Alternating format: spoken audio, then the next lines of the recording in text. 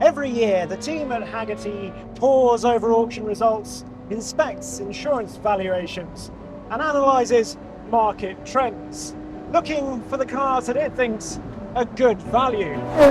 They're looking for cars that have finished depreciating and therefore might be at the perfect point to take the plunge.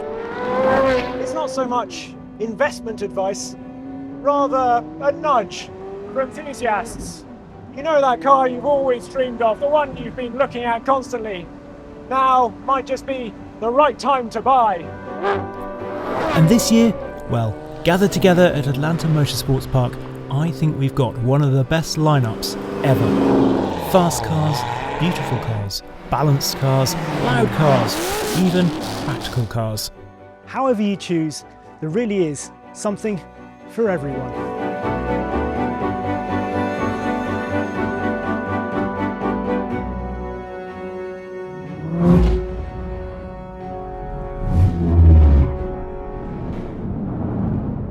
This episode is driven by Hagerty, who, in case you don't know, provide car insurance that's designed by enthusiasts for enthusiasts.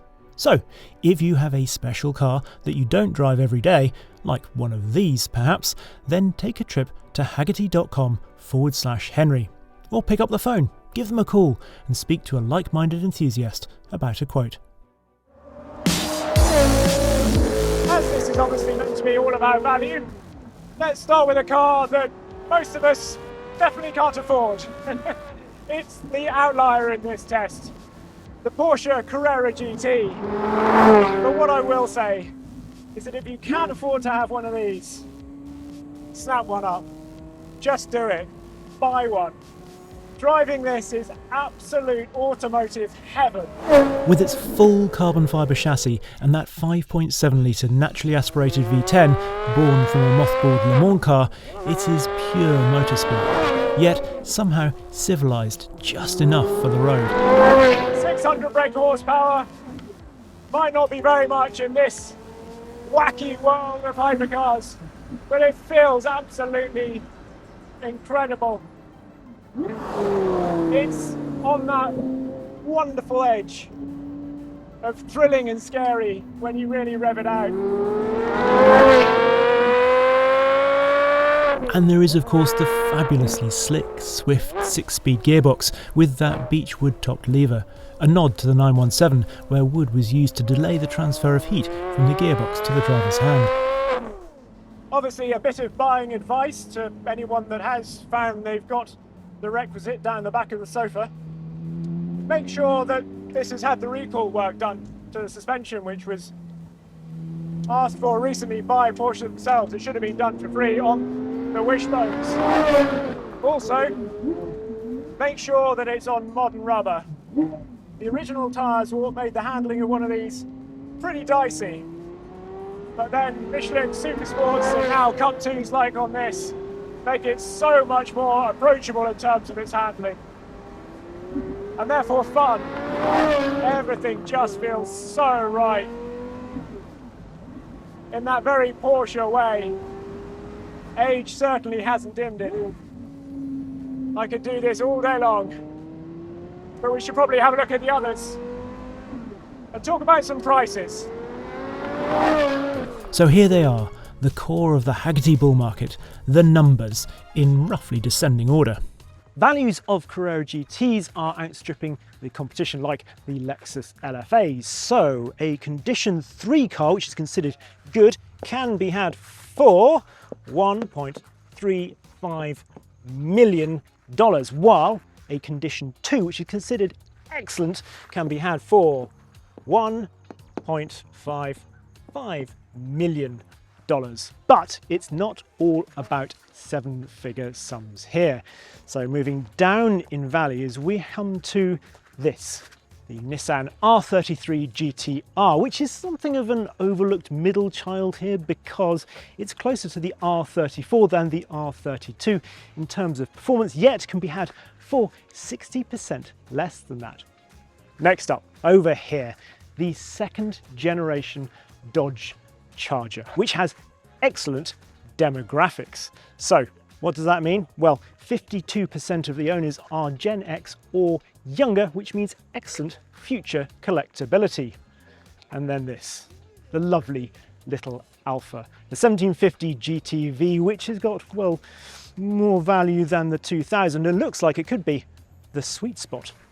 The Continental Mark II. Now 51% of these are owned by collectors over the age of 70, but owners in their 30s and 40s are on the rise more than average.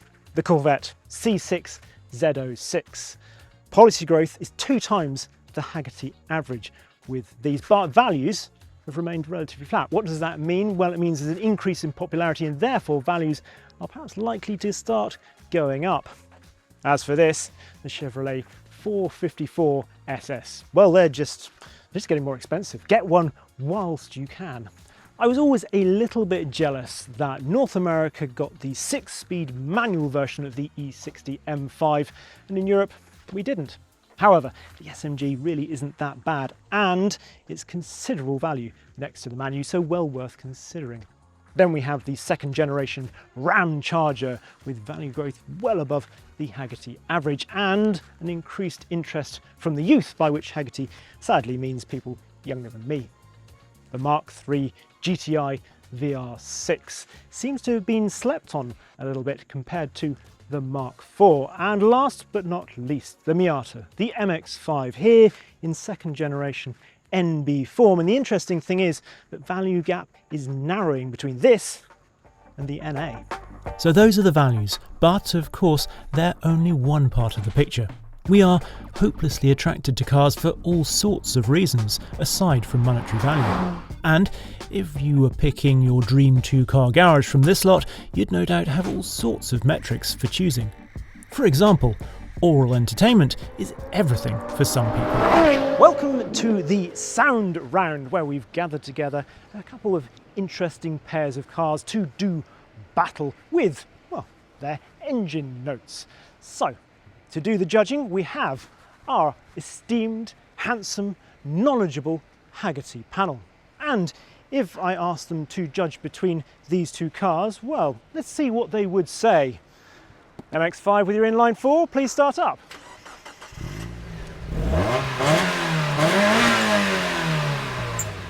And then Dodge Charger, please start your V8.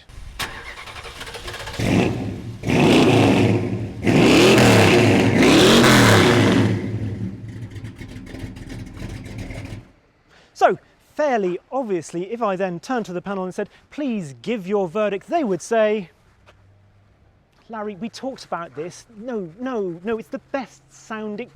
Round 1, Battle of the Chevys. Big block versus small block. 7.4 litres versus 7 litres.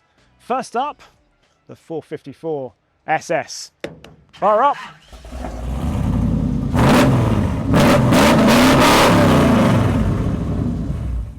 And now, the Corvette.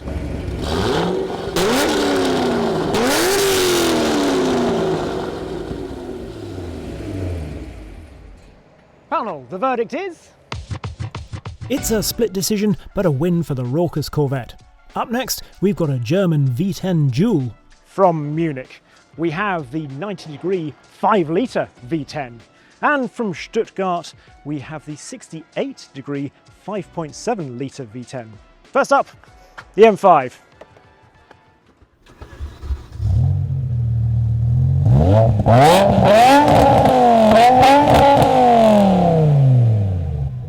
Thank you very much. And now the Porsche.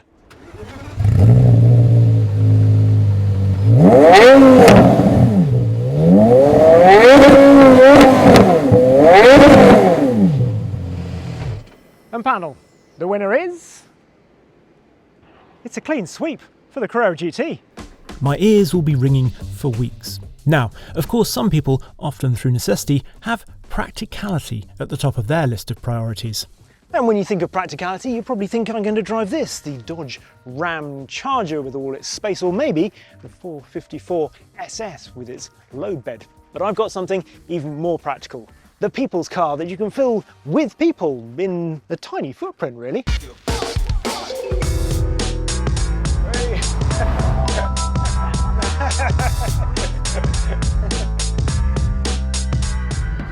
Right, that's better. Lovely though it is to share the journey, and svelte though they all are, this undoubtedly handles a little bit better with just me on board. This Mark III Golf brings back so many memories for me because I learnt to drive in a Mark III, but sadly the one I learnt to drive on didn't have quite such a powerful engine, because this has the VR6, so 174 brake horsepower, 173 pounds-feet of torque, and this being the North American spec, it's a 2.8 litre engine as opposed to the 2.9 that we got in Europe. VR in VR6 stands for Verkürzreihenmotor, which means shortened inline motor. It's a very clever concept because the cylinders sort of overlap, so it's shorter than inline 6, fairly obviously, so it could be mounted transversely. It also shared a cylinder head, therefore it was cheaper to manufacture. How narrow is the V? Well, the angle between the two banks is just 15 degrees. The original idea came from Lancia in the 1920s, but Volkswagen has definitely made the concept its own since the early 1990s. This Golf really is very early in the story of the VR6 engine as well. Just the Passat Corrado got it beforehand, but only very, very slightly. And this being an early VR6, it means it's a 12 valve, not a 24 valve, which I think a lot of people prefer the sound of, just a little bit more warbly. And of course, if you drive one of these, well, you can say that you drive around with the engine that inspired the Bugatti Veyron. Why? Well, the story goes that Ferdinand Piëch was on a bullet train in Japan and he sketched out his idea for a W18 engine, so 3 of these VR6 engines together. He liked the idea so much that they bought Bugatti to be able to build a car for this engine to go in. Obviously the Veyron eventually came about with a W16 engine, but nonetheless, all those W engines inspired by the VR6. This car's so nice. It's held together really well. It's really, well, it feels still so well built. All the switchgear, the memories. Right, that's enough of practicality, back to performance. And while the Golf is definitely a car that's more about the engine than the chassis, there are some cars here where I'd say the balance is the other way around. Cars like the Alfa and the Mazda that prioritise poise over power. They're both obviously front-engined, rear-wheel drive, actually both got 1.8 litre engines, and they're surprisingly not that far apart in power either, despite being 30 years apart. So this has got normally 120 brake horsepower, and that's got 140 brake horsepower. This has actually got slightly more torque. And while neither of them are particularly quick, certainly not the Alfa, despite the V in GTV standing for Veloce, they're so engaging. There's so much feel. Skinny little tyres, decent amount of roll and pitch, so you can really feel the weight transfers, and feel is what it's all about. Even in a hypercar, what are we really craving? It is feel, and these absolutely deliver. I love the skinny little rimmed wheel in this. The long gear shifts sprouting from the dash, a little bit like the Carrera GT actually. It's no wonder these Alphas are gaining in popularity, and they're easy to tweak too, with companies like Alfaholics offering a range of tuning opportunities, which is certainly something I'd be looking to do. I love the way this car makes you think.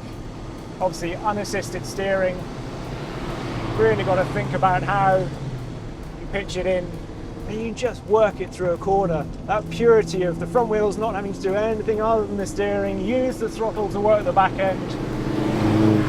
Just flow. It's fun.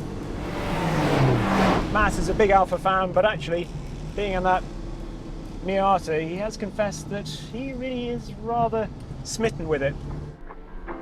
Handling is certainly at the top of my list of priorities when picking a car, but I know that for others, it's all about living life a quarter mile at a time. Now, I think popular culture would have you believe that this should be a fairly fair fight between the Z06 and the R33 GTR. But in reality, much as I love that, it's seriously outgunned in stock form, which is why so many of them have been tuned. That has, say, just over 300 brake horsepower if we're being generous, while this, 505 brake horsepower, 470 pounds-feet of torque from its wonderful LS7. Which means this happens. Here comes our friendly starter.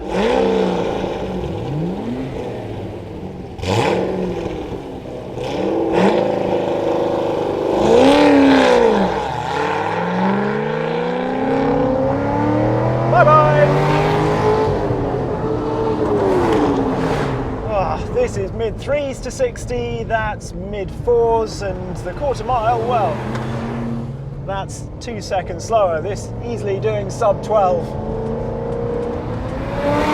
No drag race replay, I know, but I hope that was all right for you, Jason. And finally, when considering what appeals, we shouldn't ignore the aesthetics. Because picking a car for being an automotive piece of art is entirely understandable.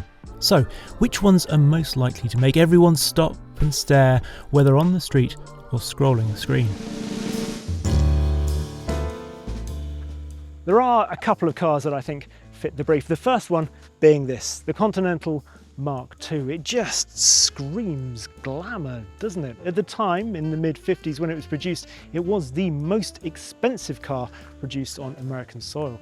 Despite costing $10,000 at the time, Ford reckoned they lost $1,000 on every single one. The engine, the wide block, was effectively blueprinted. The leather came from Bridge of Weir.